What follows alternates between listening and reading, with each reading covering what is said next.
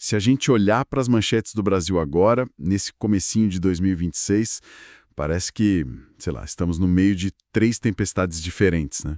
Exatamente. De um lado tem um tsunami no mercado financeiro, um escândalo bilionário.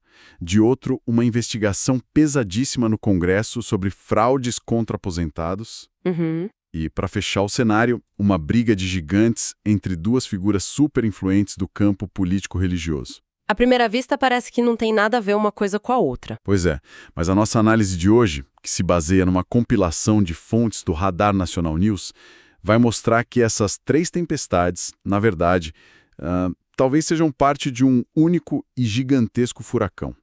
Nossa missão aqui é entender como esses mundos se conectam. E essa conexão, olha, é a chave de tudo. O que as fontes revelam não são só notícias isoladas, mas um sintoma de tensões muito profundas na sociedade brasileira. A gente está falando da linha, que é cada vez mais tênue, entre poder econômico, a fé e o Estado. Certo. O interessante aqui é seguir o rastro do dinheiro. Vamos ver como uma crise que explode num banco de investimentos pode de repente respingar e expor fragilidades em lugares que teoricamente não teriam nada a ver, como instituições religiosas e a Previdência. É um verdadeiro quebra-cabeça. Exato, um quebra-cabeça. Então vamos começar pela peça maior, a que fez mais barulho, o caso do Banco Master. Uhum. A gente está falando do que já é chamado de um dos maiores escândalos financeiros da história recente do país.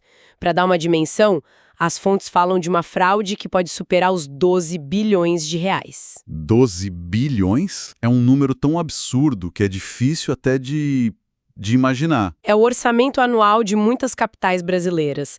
É um volume de dinheiro, assim, colossal. E a investigação da Polícia Federal e do Banco Central aponta para um esquema bem sofisticado.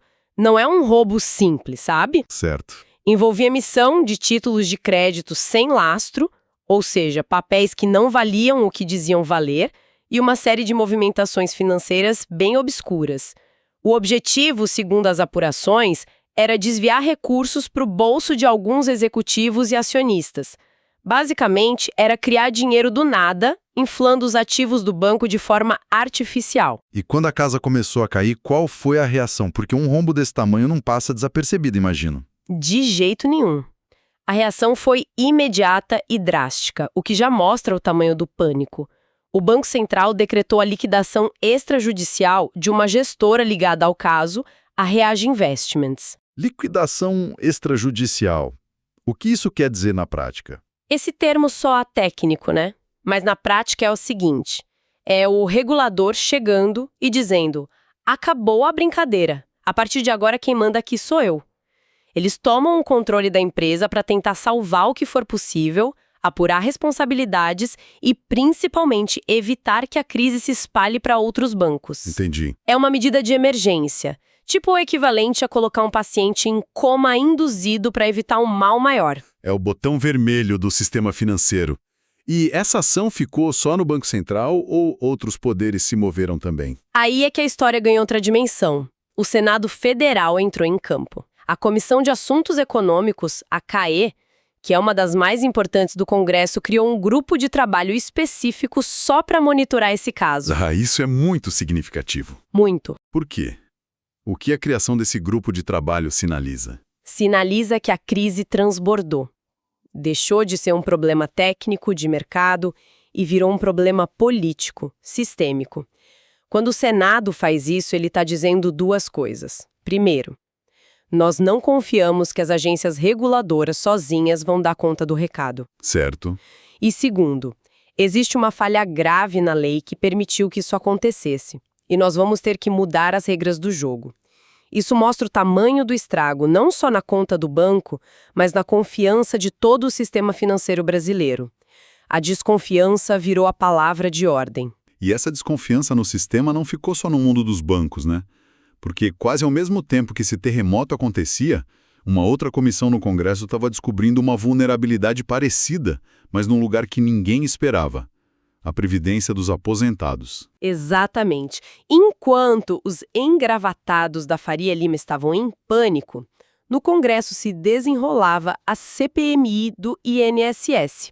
O objetivo inicial era bem específico: investigar fraudes contra aposentados e pensionistas. Sabe aquele tipo de golpe baixo? Sei. Descontos que aparecem do nada no benefício, empréstimos consignados que a pessoa nunca pediu, coisas que tiram dinheiro de quem já tem muito pouco.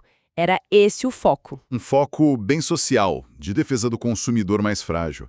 Mas aí a coisa mudou de figura completamente, né? Mudou. E a pessoa que virou essa chave foi a senadora Damares Alves. No meio de uma sessão, ela soltou que foi uma verdadeira bomba. Ela afirmou com todas as letras que grandes igrejas e grandes pastores estariam envolvidos nesse tipo de irregularidade contra os aposentados. Nossa. Naquele momento, a CPMI deixou de ser uma investigação sobre fraudes bancárias e virou uma potencial crise político-religiosa. Uau.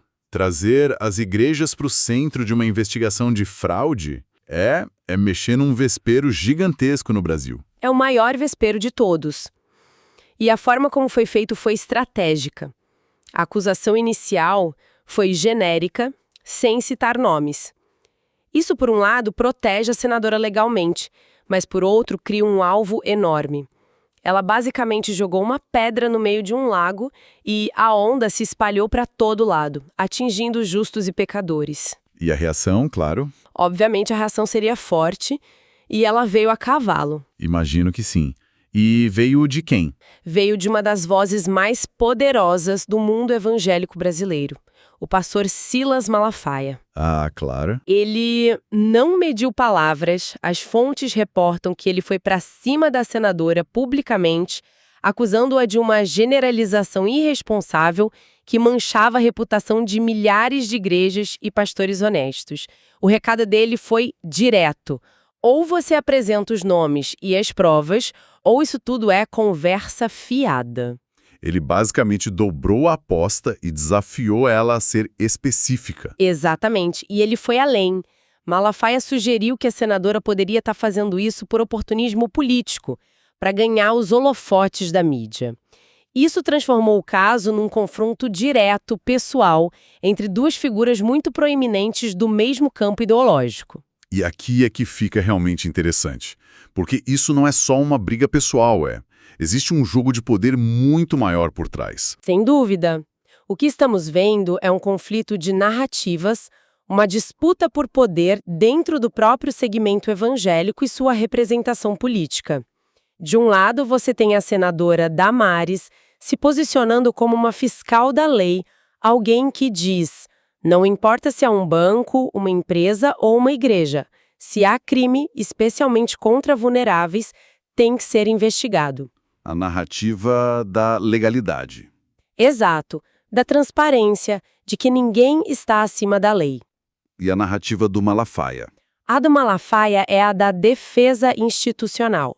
Ele se posiciona como o guardião da reputação da comunidade evangélica. A narrativa dele é: cuidado, estão usando uma ou duas maçãs podres para dizer que todo o cesto está contaminado. Ele alerta para o risco de uma caça às bruxas que poderia ser usada por inimigos políticos para enfraquecer o movimento como um todo. Entendi. É uma disputa sobre quem tem legitimidade para falar em nome desse eleitorado gigantesco. Exato. Certo? Então, Damares foi cutucada e desafiada a dar nomes. E o que ela fez? Recuou. Pelo contrário, ela não só não recuou, como respondeu com um canhão.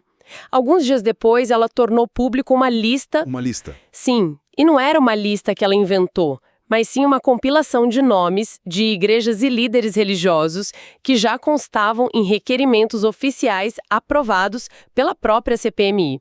Ou seja, ela mostrou que a investigação não era um blefe. Os alvos já existiam e estavam sendo formalmente investigados. E o que tinha nessa lista? A gente sabe quem são os alvos? Sim, as fontes detalham vários. Entre as igrejas, por exemplo, estavam a Adoração Church, a Igreja Assembleia de Deus Ministério do Renovo, o Ministério Deus é Fiel Church, também conhecido como Set Church, e a Igreja Evangélica Campo de Anatote. E os líderes? Entre os líderes, nomes como o pastor André Machado Valadão, César Bellucci e Péricles Albino Gonçalves. E o ponto mais importante: os requerimentos da CPMI pediam coisas sérias, como quebra de sigilo bancário e fiscal, e a convocação deles para depor. A investigação era para valer. Ok. Então a acusação genérica ganhou nomes, sobrenomes e CNPJs. Mas, até aqui, ainda parece uma história separada daquela do Banco Master. Onde é que os fios se cruzam? Os fios se cruzam em um nome específico que está no meio dessa lista divulgada pela Damares. Um nome que, até então, não era muito conhecido do grande público. Fabiano Campos Zettel. Fabiano Campos Zettel. É ele a pedra de Roseta que decifra todo esse mistério. Certo, então é aqui que o quebra-cabeça começa a fazer sentido. Quem é essa figura que consegue ter um pé em fraudes contra aposentados e outro num escândalo bilionário? A relevância dele é dupla e é isso que conecta tudo. Primeiro, como a gente viu, o nome dele está lá, na lista da CPMI, como um líder religioso a ser investigado por suposto envolvimento no esquema contra os aposentados. Mas é aqui tá o pulo do gato. Fabiano Zettel também foi um dos alvos da segunda fase da Operação Compliance Zero. E essa operação é um dos braços da investigação sobre a fraude multibilionária no Banco Master. O quê? Sim. Ele chegou a ser preso em uma das ações da polícia e foi liberado no mesmo dia. Peraí. Então a mesma pessoa que está na mira da CPMI por um esquema que envolve igrejas e aposentados, também foi presa numa operação ligada ao rombo do Banco Master? Precisamente. É a sobreposição. É a peça que faltava. E essa sobreposição é a chave, porque nos leva a fazer uma pergunta fundamental que os investigadores certamente estão fazendo. Qual era o papel de Zettel em cada uma dessas pontas? As fontes não detalham a mecânica exata, mas levantam uma hipótese extremamente preocupante. Que seria? A de que estruturas ligadas a entidades religiosas, que por lei possuem uma série de benefícios fiscais e na prática uma fiscalização muito menor que a de uma empresa comum, poderiam estar sendo usadas para lavar dinheiro ou movimentar recursos de esquemas maiores. Como o do Banco Master. Exato. A fraude contra os aposentados nesse cenário poderia ser só a ponta do iceberg. Então, o esquema de descontos nos benefícios poderia ser, na verdade, uma forma de gerar dinheiro limpo, em pequena escala, que depois seria usado para ocultar a origem de valores muito maiores do esquema do banco. Que, na verdade, tinham origem ilícita. É importante dizer que a defesa de Zettel, segundo as fontes, afirma que todas as suas atividades são lícitas e que ele não tinha qualquer relação com a gestão do banco. Claro. Mas a presença do nome dele nas duas investigações acendeu todos os alertas e transformou duas crises que pareciam paralelas em uma única e complexa teia. Ok, vamos tentar juntar as peças então. Começamos com um rombo de 12 bilhões de reais num banco. Isso gerou uma crise de confiança e uma reação forte do Senado. Paralelamente, uma CPMI que investigava pequenas fraudes contra aposentados escala para uma briga entre gigantes do mundo político evangélico. E no meio de tudo isso, surge um nome que conecta os dois mundos, levantando a suspeita de que um esquema pode ter sido usado para lavar o dinheiro do outro. É um roteiro inacreditável. É um roteiro que força o Brasil a ter uma conversa que vinha sendo adiada há muito tempo. De repente, temas que vivem em caixas separadas, regulação do sistema financeiro, a governança e a transparência de instituições religiosas e o jogo político em Brasília viram uma coisa só. E isso expõe o quanto essas áreas estão interligadas de maneiras que a gente nem imaginava. E se olharmos para o quadro geral, o que essa conexão nos diz sobre o momento que o país vive? Qual é a grande lição aqui? A lição é sobre a erosão da confiança e a demanda por responsabilização. Vamos pensar. O caso do Banco Master, sozinho, já destrói a confiança na regulação financeira. A pergunta que fica é: como uma fraude desse tamanho passou despercebida por tanto tempo? Onde estavam os controles? Certo. Já a CPMI, ao tocar nas igrejas, mexe com a confiança em outra instituição fundamental, que é a da fé. E levanta uma discussão delicada sobre a imunidade que essas entidades possuem. Mas espera aí, são mundos muito diferentes. Um banco de investimentos e uma igreja. Além da falta de fiscalização, o que realmente une a mentalidade por trás desses dois possíveis esquemas? A percepção de que certas instituições estão acima do bem e do mal, imunes a um escrutínio mais rigoroso. seja pela complexidade do jargão financeiro que afasta o cidadão comum, seja pelo manto sagrado da fé. O que une tudo isso é uma demanda da sociedade por transparência. A palavra em inglês que se usa muito é accountability, que é mais do que responsabilidade, é a obrigação de prestar contas. E isso está sendo exigido de todos os lados. Exato. O que esses eventos mostram é que a sociedade está começando a exigir essa prestação de contas de todo mundo. Não importa se você é um banqueiro, um político ou um líder religioso.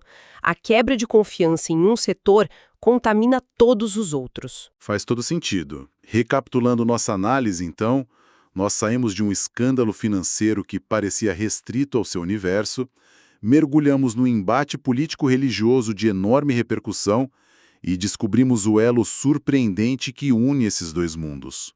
O cruzamento desses casos realmente parece um divisor de águas, um momento em que as fronteiras entre o poder econômico, a fé e a política ficaram perigosamente borradas. Exatamente. Isso nos deixa com uma reflexão final, uma questão que vai muito além dos nomes e dos valores que discutimos hoje. Quando instituições que operam com base na confiança e se beneficiam de imunidades dadas pelo Estado, como a isenção de impostos, se veem no centro de investigações sobre fraudes financeiras, uma pergunta se torna inevitável. Como a sociedade pode equilibrar o respeito à liberdade de crença com a necessidade urgente de fiscalização e prestação de contas, para garantir que a fé não seja usada como um escudo para proteger atividades ilegais?